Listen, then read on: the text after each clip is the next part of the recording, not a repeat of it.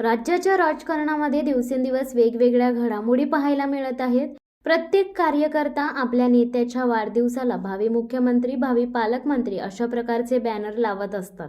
रायगड जिल्ह्याचा पालकमंत्री कोण होणार हा विषय संपूर्ण महाराष्ट्रभर चर्चेत होता. एकीकडे महाडचे आमदार भरतशेठ गोगावले यांना मंत्रिपद मिळाल्यानंतर रायगडचे पालकमंत्री पद मलाच मिळणार असे स्वतः आमदार गोगावले यांनी देखील यापूर्वी अनेकदा सांगितले होते. तर नामदार आदिती तटकरे यांना मंत्रिपद मिळाल्यानंतर देखील रायगडचे पालकमंत्री पद मिळवता आले नाही. सध्या रायगडचे पालकमंत्री पद रत्नागिरीचे पालकमंत्री असलेले उदय सामंत यांच्याकडे आहे. 5 ऑगस्ट रोजी आमदार जितेंद्र आव्हाड यांचा वाढदिवस असल्याने महाड शहरामध्ये त्यांचे शुभेच्छा बॅनर लावण्यात आले आहेत. परंतु या बॅनरवर रायगडचे भावी पालकमंत्री आमदार जितेंद्र आव्हाड असा मजकूर लिहिण्यात आल्याने सर्वत्र वेगळी चर्चा सुरू आहे. येत्या काही दिवसातच विधानसभा निवडणुका जाहीर होणार असून महाड शहरामध्ये लावण्यात आलेल्या या बॅनरला पाहून सर्वांच्याच भुवया उंचावल्या आहेत.